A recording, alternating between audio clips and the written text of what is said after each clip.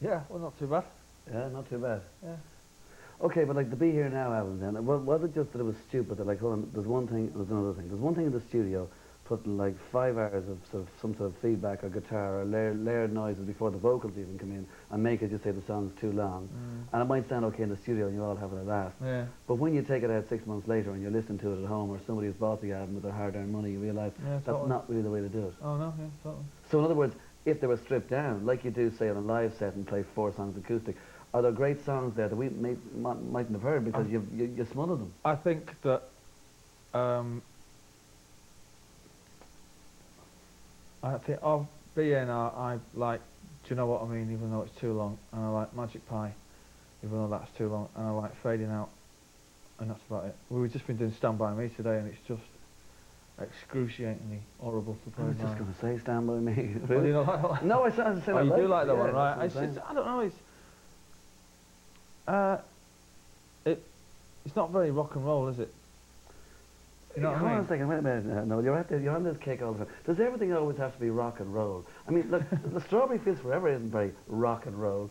Oh yeah, but it is though. You see, Well, look, I know it is. Hold on a second now. Yeah. I'm talking rock and roll as in sort of Chuck Berry or whatever. I'm talking Right, rock and roll yeah. as in what you often talk about, rock and roll. Now, these songs are not rock and roll. I Am the Walrus is not, of course it's rock and roll, but it's not rock and roll, and you know damn what I'm talking about. Don't play it down, okay? So the point I'm trying to make is here, like, it doesn't have to be rock and roll to be rock and roll. Yeah, I know. No, but it's But like, you know what I mean, right? yeah, we should never have got involved in, 30-piece string sections. That's what I mean by that. And what I mean by it's not very rock and roll. It was too thought out. Do you know what I mean? It was like there was no inspiration behind the song. It was like, oh, we'll get a string section and then we'll tie it up a little bit. Whereas for me anyway, rock and roll's got to be the instant things. You know, like when you hear rock and roll stuff for the first time, you just go, yeah, I'm having it, totally. Yeah, exactly. And that song doesn't, and like Supersonic and Cigarettes and Alcohol, they don't need string sections and a lot of studio trickery to make them what they are. They're just great rock and roll songs. And I think that I personally, as a writer, just became a bit lazy and a bit uninterested in the whole process. And I thought I was writing songs that I didn't feel, oh well, at the time I felt they were all right, but now looking back on it, it's like I was probably thinking, well, it's all right. We'll bang a string section on it and a brass section, and it'll be all right. So you were trying to compensate for the fact that you weren't giving it full on 100% by using trickery and by using an orchestra, etc. Yeah. And was there a case at all to say, well, there's no real harm in this because I make 5 or 10 million out of this, so to quote Vic Goddard, split up the money and run, we'd have a laugh. Never thought like that, but I know what you mean. Well, you sold yourself short. Yeah, we just didn't do. Well, you see, it was when I say we, I should be saying I really, because I mean I like present the songs to the band and they do the best that they can. I don't think anybody else could have done any better in the studio apart from me and Owen really, because Owen was there while I was writing and all that stuff, so it's probably down to me and him.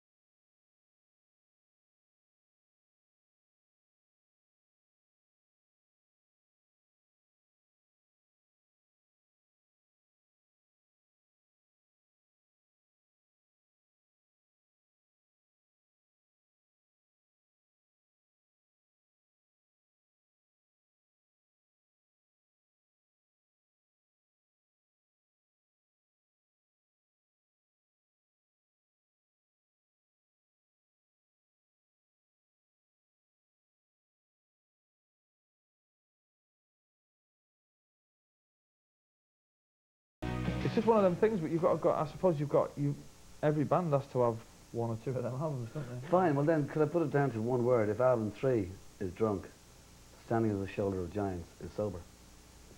Yeah, definitely. Really? Simple as Definitely. that. Yep. And is sober better? Sometimes. Okay, well lately then, now that you're getting older, Noel, Yeah. can't take it as much as you used to. It's much That, better well, that you that, can't. yeah, Much better that you can't. yeah. I think it's better to be sober while you're working. Let's put it that way. And but by working I mean by doing interviews and being in the studio and being on tour. And we just was basically drunk, basically all the time, really. And there was just I can't ever remember being sort of not out of it between sort of 94 and 97. It was just, I mean, it was like I say at the time it was a good laugh, but looking back on it now, it's like the music was beginning to suffer, and I think it's just, if I was to sit and listen to Be Here now, it would just be really painful listening to me, because I would think, I should have taken that verse out, or I should have, maybe shouldn't have done another guitar solo. And you know what I mean? There's about 7 guitar solos on that. It's just Yeah. Well, lyrically then, the current album, Standing on the Shoulder of Giants, is that more kind of personal for starters? I mean, it certainly does more into it, because you only spent 2 weeks doing the lyrics for Be Here Now anyway. So, with all due respect. So in other words, like, is this one more thought out and therefore more who you are and therefore more personal? Gas Panic, Where Did It All Go Wrong, what's the other one called? Sunday Morning Call and Roll It Over are all quite, I think they're pretty good lyrics anyway. You'd have to speak to Liam about the song that he wrote, about what he feels about that. But, like, Put Your Money Where Your Mouth Is and I Can See a Liar are not very good lyric-wise. But Who Feels Love that was exactly how I was feeling on that particular day. I managed to get that down on paper. But they're quite bland lyrics, and they could have been written by anyone, I suppose.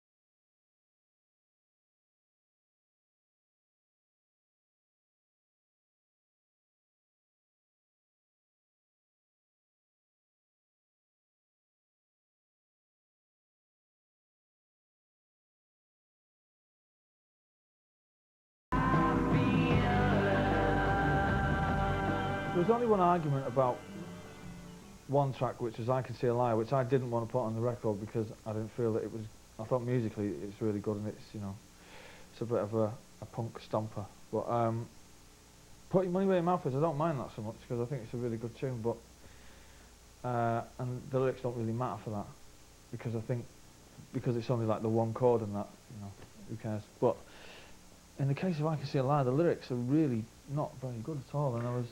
Okay, but hold on, Noel. The point about this is, let's just say there's no leader of Oasis, but you're the leader of Oasis, right? Okay, on every level, okay. But in order to be the leader, you have to now and again let the other guys, at least give them the crumbs in some way. So if Liam, hold on a second now, there might have been B-sides of forthcoming singles that are better songs than I Can See a Liar, as far as you're concerned. But if Liam wants I Can See a Liar in for its full-on rock and roll Sex Pistols-ness, then okay, I'll give him that. And let him look at because I think that sometimes he makes really good judgments about songs, and he has done in the past, So, and if he's really insistent that it should go on and he's not going to let it lie, then we would always give him his way, really. Yeah. But Okay, but how far does that go with being the leader in terms of, like, for instance, you say you're on tour, you're in Las Vegas, you have to be sort of coaxed off a window ledge or whatever we want to call it for the moment. Yeah, that was a bit dramatic when someone ever said that. Okay, but the point about that is, like, on that level, is that, like, on tour, if it all goes completely bonkers, at the end of the day, somebody has to be dad.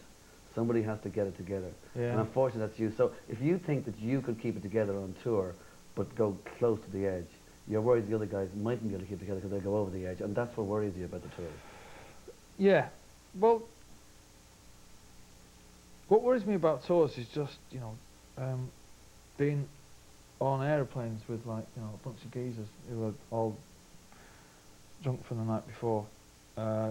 Can be sometimes, just a pain in the ass, because it's like being out with your mates, and it's just like being out with your mates, and being in a taxi on the way home and somebody's telling you to sit down and, or stop shouting or something. Then Liam especially would do his utmost to annoy that person. But that's what would make me not go on tour. It's just the bullshit that surrounds. I mean, the gigs are always fine, and I don't mind doing the work. I don't mind meeting the fans or anything like that. That's great. I don't even mind the travelling. I love travelling and seeing new places and meeting new people. But it's just the endless.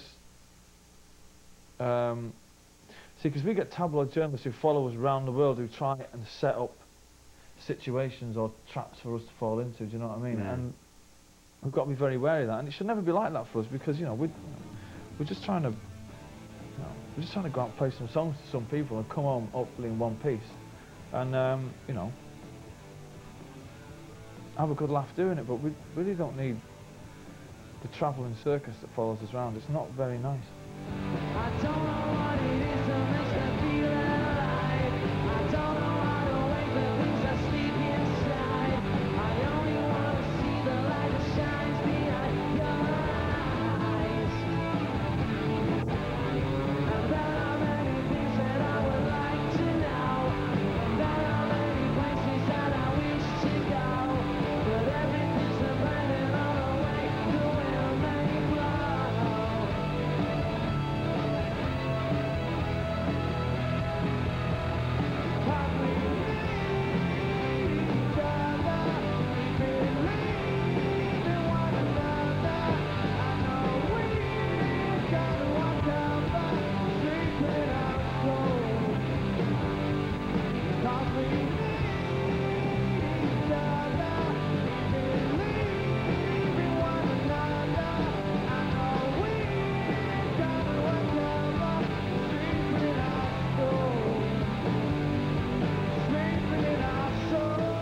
It's not easy to be on the road with the biggest thing around and not No. be able to be exactly what you want to be. And if you want to be a pisshead, Yeah, then that's what you're going to be. Yeah, but there's a time. Yeah, but you shouldn't be pissed on stage when people have paid No. 25 quid to Yeah. come and see you. I mean, there's a time and a place for everything. We do get days off. You know what I mean?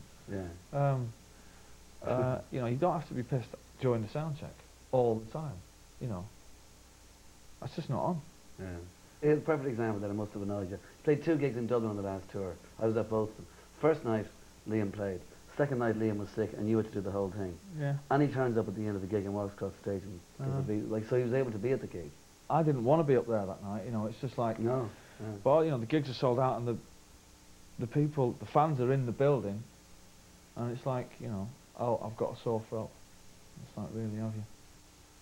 Well, who's going to do the gig? Oh, it's all right. Well, you'll do it. So, but no one ever, everybody just wants to get through the night, but no one really realises what it's doing to me. It's like, I don't want to be the front man. I want to sit or stand on the right-hand side of the stage and play the guitar and get on with it, and maybe do a bit of backing vocals, and that is as far as I want to go with the group. I'll write the songs and all that stuff, but I don't want to be the front man. I don't want everybody looking at me, And if he's not doing it, then I always get shunted into the limelight. I don't like that, because I can't sing as good as him.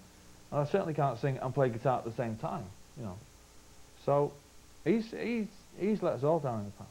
But hopefully those days are behind us now, and the next time we come to Ireland, it'll be a different story. But the 2 guys leaving the band, Giggsy and Bonehead, in one way, was it a great thing?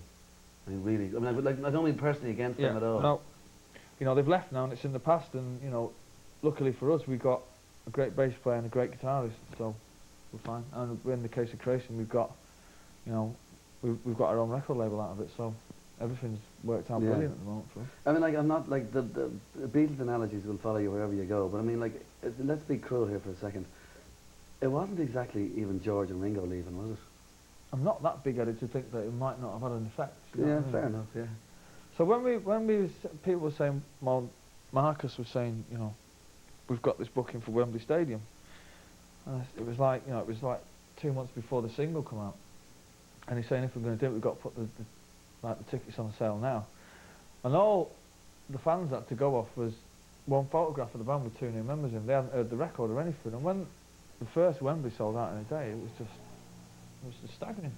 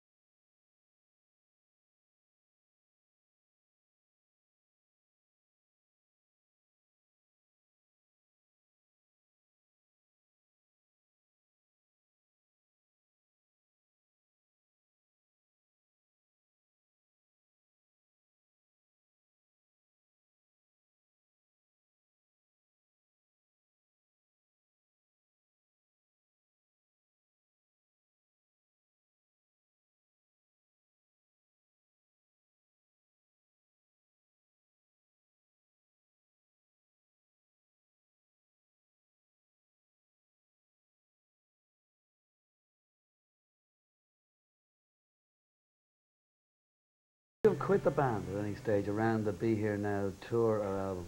At the end of the Be Here Now tour, I was, in my own mind, I'd quit the band.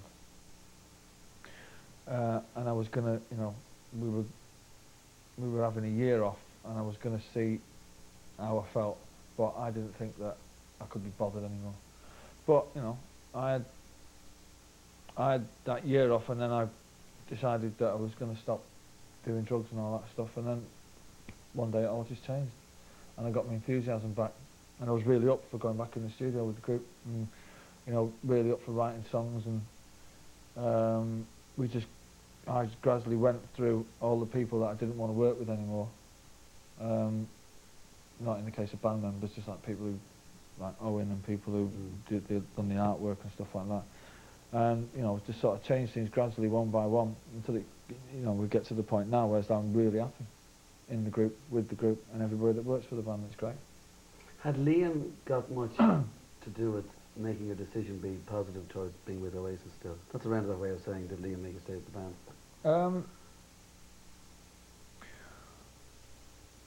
Only in the sense that he would never let me leave the band anyway, because he would make me rejoin the band, because he knows that it's easier for me to be in the band than have him on the phone at me 24 hours a day going, come on, let's go back in the studio, come on, write some songs, come on, let's go on tour. Because he just nags at you all the time. Even during that year off, you know, after about 6 weeks he was on the phone saying, right, what's going on? I was like, nothing's going on. We were like, well, have you written any songs? I was like, no, I don't intend to start writing songs for about another 9 months, whenever. So, but you know, yeah, he's just like hyperactive little kid, isn't he? Yeah. But he would annoy me back into the band if I ever left for more than a year, anyway. Just to shut him up. He's got Lennon as the kid now, and James is the song of the album from Patsy's and Jim Kerr's relationship. Yeah. Does it change him big time? I wouldn't say big time, but yeah, I've noticed a little tiny change, but nothing major really, you know, because he would love you, or the people at home, out there in TV land, to think that he's the rock and roll monster, you know, and he lives up to that. And when he turns the key, or when he turns the handle to leave the house and go out into the public domain, he then becomes Liam Gallagher. Whereas when he's at home, I know for a fact he's just William. Our kid William. Yeah, he's just William. Well, are you still mad for it? I was never really mad for it. I was well up for it, but I wasn't mad for it. The distinction is great. Here's the Oxford English Dictionary. Okay, well then, is Liam still mad? Oh yeah, totally, yeah. Because that's what it means. I mean, see, if I have like any length of time off, I've got other things that I can be doing. You know, I can be remixing for people. I can be writing. Yeah. All that Liam does is sing in the band.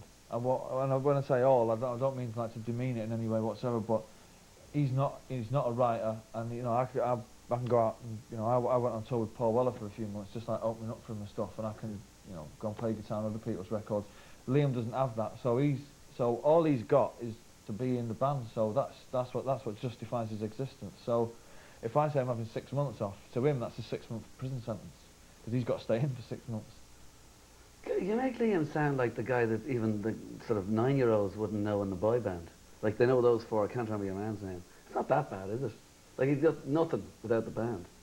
No, I'm not. I'm not saying that. I'm not saying he's nothing. He's still a geezer and all that. But what I'm saying is like, you know, I've got other things to do, and you know, Liam doesn't like anybody else to go and sing on anyone else's album. He hates everyone. You know, he even hates me. He's like, you know, he's not into producing or anything like that. Yeah, so, yeah. you know, he is Oasis. Do you know what I mean? So, if I say I'm going off for a year, what's he going to do? He just goes down the pub for a year. You know.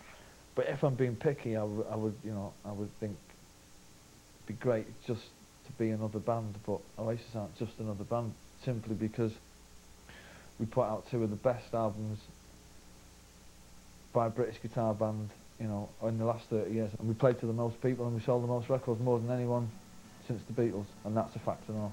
Backbeat, the word is on the street that the fire in your heart is out. I'm sure you've heard it all before, but you never really